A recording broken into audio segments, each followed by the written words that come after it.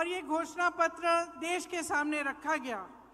इसे हमने न्याय पत्र का नाम दिया है ताकि ये स्पष्ट हो कि ये एक सिर्फ घोषणाओं की एक सूची नहीं है जिन्हें हम चुनाव के बाद भूल जाएंगे। ये एक संघर्ष की आवाज़ है, इस देश की आवाज़ है जो आज न्याय मांग रही है। और इसका मतलब क्या है? देखिए, आज की परिस्थितियां क्या है आप मुझसे अच्छी तरह जानते हैं। बेरोजगारी चरम पे है। 45 सालों में इतनी बेरोजगारी नहीं रही जितनी आज है। आपने 10 सालों से मोदी जी की सरकार देखी, भाजपा की सरकार देखी, और अगर आप एक दूसरे से पूछते हैं,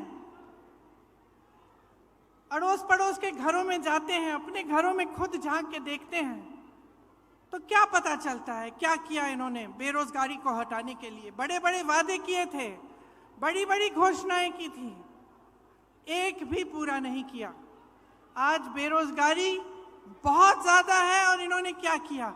अग्निवीर जैसी स्कीम लाई जिससे वो बच्चे, वो नौजवान जो मेहनत करके रोज रोज वर्जिश करके टेस्ट लेते हैं सेना में जाने के लिए, उनकी आशाएं टूट गई। पेपर लीक हो रहे हैं हर प्रदेश में। जहां देखिए नौजवान मुश्किल से पढ़ाई कर रहा है, माता पिता कमाकर उसको मुश्किल से लोन लेके कैसे भी उसकी पढ़ाई करा रहे हैं, उसके ट्यूशन करा रहे हैं। पेपर लीक हो जाता है, नौकरी नहीं मिलती। ये परिस्थितियां हैं आज। महंगाई की ये परिस्थिति है कि ठीक है, चुनाव आने लगा तो 2 महीने पहले इन्होंने गैस सिलेंडर का दाम कम कर लिया, लेकिन इतने सालों से क्या दाम था? इतने सालों से आप क्या देख रहे हैं? आपका अनुभव क्या है? मेरी बहनें जानती हैं, त्योहार आता है घबराहट होती है कि कैसे खर्चा करेंगे, लिपाई पुताई कैसे कराएंगे, त्योहार के लिए नए कपड़े कैसे खरीदेंगे, दुकान जाएंगे क्या खरीद पाएंगे। ये परिस्थितियां हैं। किसानों की क्या परिस्थिति है? किसान सड़क पर आंदोलन करता है, प्रधानमंत्री जी उनकी सुनवाई ही नहीं करते। जीएसटी से मारा जा रहा है, हर चीज पे जीएसटी लगी जा रही है। पेट्रोल डीजल के दाम आसमान छू रहे हैं और किसान अपनी मेहनत से अपने बच्चों को पढ़ाता है, लिखाता है, कोशिश करता है, पूरी अपना पसीना बहाता है, अपने बेटे को सेना में भेजना चाहता है। वहां पे भी रुकावट, कमाई में भी रुकावट, महंगाई बढ़ती जा रही है, बेरोजगारी बढ़ती जा रही है। और एक अनोखी बात है, आपने देखा होगा पिछले 5 सालों में क्या इन चीजों की, ये जो परिस्थितियां हैं आपके, ये जो संघर्ष हैं, क्या इनके बारे में आपको टीवी पे कुछ दिखता है? क्या मीडिया में दिखता है? क्या अखबारों में पढ़ने को मिलता है कि भाजपा की सरकार आते ही राजस्थान में चिरंजीवी स्कीम बंद हो गई, कि 25 लाख की आपको बीमा मिल रही थी स्वास्थ्य के लिए, कांग्रेस पार्टी दे रही थी, और आज 5 लाख हो गया है? क्या ये चीजें आपको पढ़ने को मिलती हैं? क्या इसके बारे में आपको जानकारी मिलती है? तो परिस्थितियां इतनी खराब हैं देश में, जो गरीब है उसके लिए कोई सुनवाई नहीं, उसके लिए कोई आगे का रास्ता ही नहीं है। बड़े बड़े उद्योगपति हैं, आपने खुद देखा किस तरह से महलों में रह रहे हैं, उनकी शादियां किस तरह से होती हैं, और देश की जितनी भी संपत्ति है उनको सौंपी जाती है। उनके हजारों करोड़ के जो लोन है वो माफ हो जाते हैं। किसान के 10,000 के लोन के लिए किसान आत्महत्या करता है। ये परिस्थितियां हैं आज, लेकिन आपको जानकारी नहीं मिलती। आप टीवी देखते हैं तो अच्छी अच्छी चीजें दिखती हैं, सिर्फ होर्डिंग देखते हैं तो बड़ी बड़ी अच्छी अच्छी चीजें दिखती हैं, क्योंकि सबसे भीषण जो प्रहार है आज वो आपकी जागरूकता पर हो रहा है, जनता की जागरूकता पर हो रहा है आक्रमण। चाहे वो मीडिया की तरफ से हो, टीवी की तरफ से हो, भाजपा की पूरी जो मशीनरी है उसकी तरफ से हो, तो जानकारी आपको मिल नहीं रही है सही। जनता सोच रही है कि किसी का तो भला किया होगा, अच्छा अच्छा दिख रहा है, इश्तिहार टीवी पे दिख रहा है सब कुछ, तो किसी का तो भला हुआ होगा, इसीलिए ये सब हो रहा है।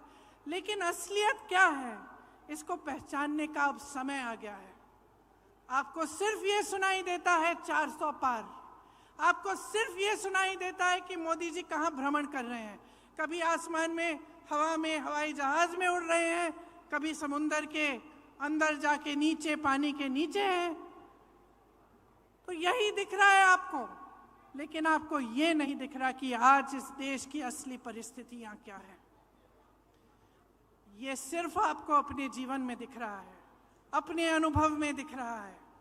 सिर्फ आपके संघर्ष आप पहचान रहे हैं, इस देश की सरकार इसको पहचान नहीं रहे हैं। आप जानते हैं कि 10 सालों में जहां जहां आपको तकलीफ हुई, वहां कोई आपकी मदद करने के लिए नहीं आया। जितनी भी स्कीमें हैं बड़े बड़े उद्योगपतियों के लिए बनी हैं, ये कहते हैं आपको 5 किलो राशन देंगे, लेकिन आपको रोजगार नहीं देंगे, आपके बच्चों को अपने पैरों पे खड़े होने का मौका नहीं देंगे। तो आपको अब जो समय आ गया है कि आपको जागरूक बनना है, ये आप बहुत अच्छी तरह से समझ लीजिए। जब हम न्याय की बात करते हैं, हम ये कह रहे हैं, ये पहचान कर कह रहे हैं कि आपके जीवन में अन्याय हो रहा है, चाहे वो गरीब हो उसकी सुनवाई नहीं है, चाहे कमजोर हो उसकी सुनवाई नहीं है, मजदूर की सुनवाई नहीं है, आज स्त्री की सुनवाई नहीं है, उसकी कहानी कोई नहीं सुनाता, आपको कहीं नहीं दिखेगा मीडिया में, टीवी में। और भाजपा के नेता आपसे ये बातें नहीं करेंगे। चाहे ड्राइवर हो, ऑटो का ड्राइवर हो, चाहे माली हो, चाहे बढ़ई हो, चाहे हस्तकला में कोई काम कर रहा हो, इनकी कहानियां आप सुनते नहीं हैं। इसीलिए हमने अपने जो न्याय पत्र में लिखा है, वो इन्हीं की कहानियों के तहत, इन्हीं के अनुभव पर लिखा है। आपकी ही आवाज है इस घोषणा पत्र में, इस न्याय पत्र में। भाजपा के नेता मोदी जी एक खोखले संसार, एक खोखली दुनिया में रह रहे हैं। गाजे बाजे में, शोहरत में आपको सिर्फ अच्छा अच्छा दिखता है, बड़ी बड़ी इवेंट बाजी दिखती है। सच्चाई छुपाने के लिए है ये, और जितने भी प्रयास हैं वो सिर्फ सच्चाई छुपाने के लिए हैं। आज पूरे विपक्ष पर हमला है, 2 मुख्यमंत्री जेल में हैं, कहते हैं भ्रष्टाचार पर वार है, लेकिन सब भ्रष्टाचारी अपनी पार्टी में इकट्ठा कर रहे हैं। सारी पार्टियों के जितने भ्रष्टाचारी हैं उनको सब न्योता देके, वो निमंत्रण देके ले रहे हैं, और अचानक उनकी पार्टी में जाते ही स्वच्छ हो जाते हैं, कोई उनके बारे में सवाल नहीं उठाता। तो ये बहाना है, ये पूरा बहाना है कि इनकी दुनिया सक्षम रहे, बड़े बड़े उद्योगपतियों की, इनकी, और वो भी गिने चुने उद्योगपति हैं, सारे उद्योगपति नहीं हैं। बहुत सारे ऐसे उद्योगपति हैं जो देश के लिए दिन रात काम करते हैं, जो रोजगार बनाते हैं। इनके जो गिने चुने मित्र हैं उनको सारी संपत्ति सौंपी जा रही है। ये उन दूसरे उद्योगपतियों के साथ भी अन्याय है। तो ये पूरी जो परिस्थितियां हैं देश की, इनको समझने की बहुत खास जरूरत है।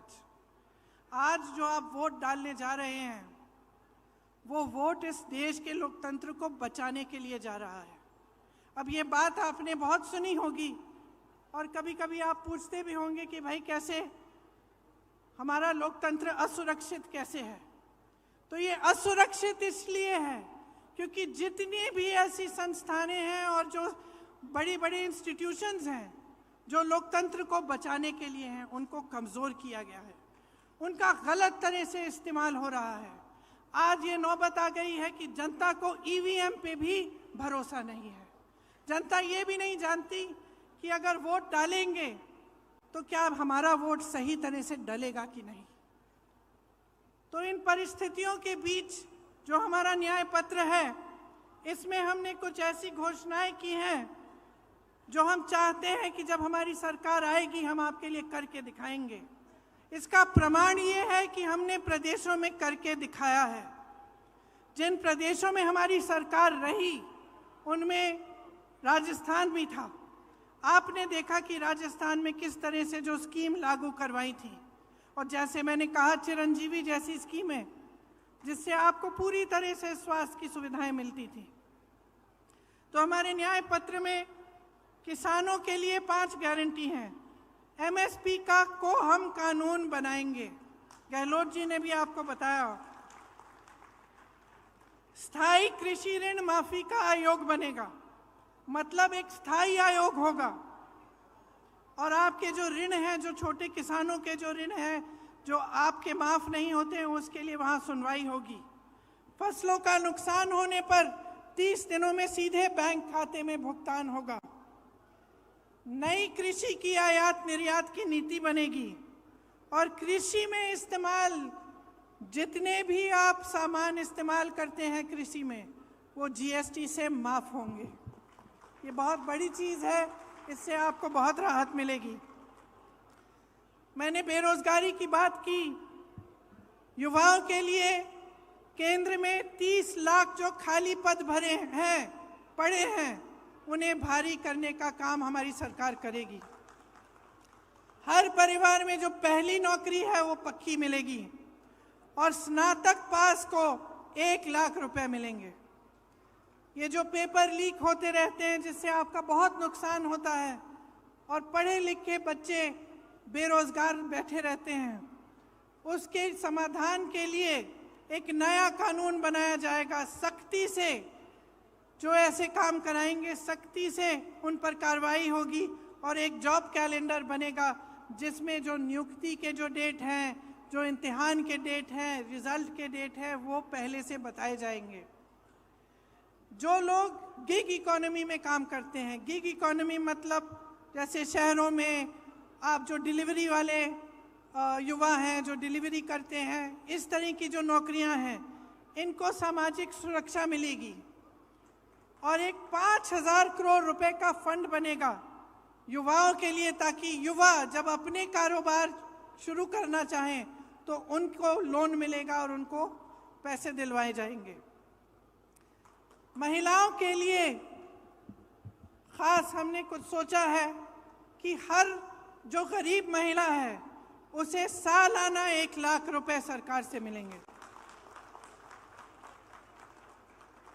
केंद्र में जो नई भर्तियां हैं उनमें से 50% महिलाओं को दी जाएंगी। आशा, आंगनवाड़ी, मिड डे मील वेतन में केंद्र का योगदान 2 गुना होगा, और हर पंचायत में एक अधिकार मैत्री होगी जो महिलाओं को अपने अधिकारों के बारे में बताएगी।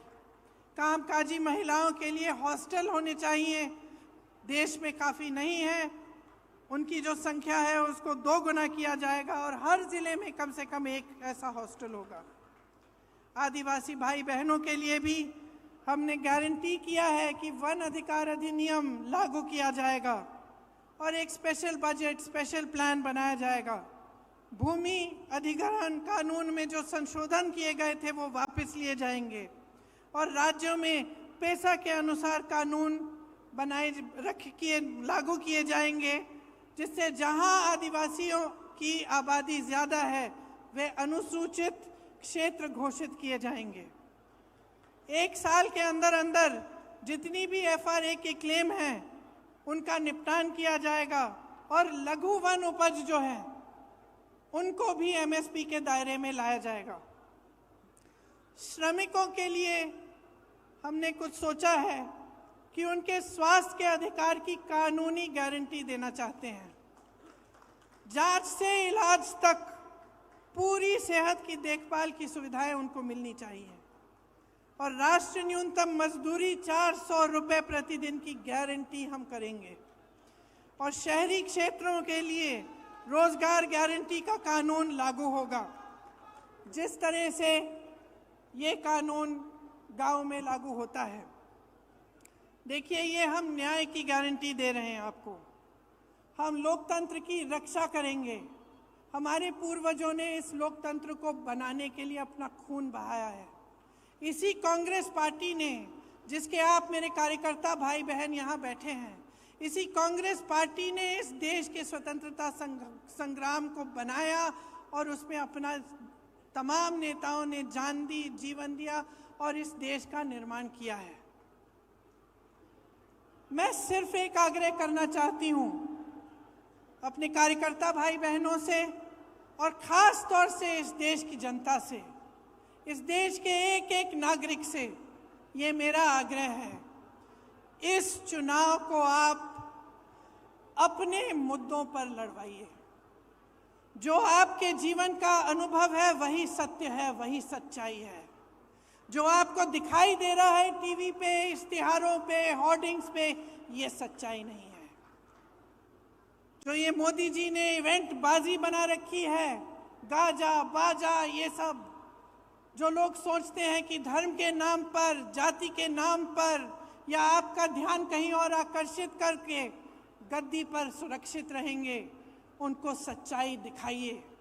क्योंकि जब तक आप अपने अनुभव पर उतरकर अपना वोट नहीं देंगे, जब तक आप अपनी सच्चाई, अपने सत्य, अपने अनुभव के आधार पर इस देश के निर्माण को नहीं करवाएंगे, तब तक ये हालात बदलेंगे नहीं। और हम ये हालात बदलना चाहते हैं, हम आपके हालात बदलना चाहते हैं। हम चाहते हैं कि आप अपने पैरों पे खड़े हों, कि सब सुविधाएं आपको मिलें, कि देश की सारी संपत्ति आपके हाथों में जाए। इसीलिए ये चुनाव आपका चुनाव होना चाहिए। ये चुनाव इस देश के लिए होना चाहिए, इस देश की धरती के लिए, इस देश की मिट्टी के लिए, इस देश के लोकतंत्र के लिए, इस देश के संविधान को बचाने के लिए। और मेरी पूरी उम्मीद है कि इसी आधार पर आपका वोट जाएगा। तो आप सबको बहुत बहुत धन्यवाद। कुछ लंबा मैं बोली, अध्यक्ष जी को भी बोलना है। आपने बहुत ध्यान से मेरी बातों को सुना है, इसके लिए बहुत बहुत धन्यवाद। मेरे साथ एक बार बोलिए, जय हिंद। धन्यवाद मैडम। अब मैं आग्रह करूंगा श्रीमती सोनिया गांधी जी से, खड़गे साहब से, प्रियंका जी से और हमारे संपूर्ण मंच से कि देश का विजन न्याय पत्र 2024 राजस्थान की जनता के लिए यहां पे जारी करें।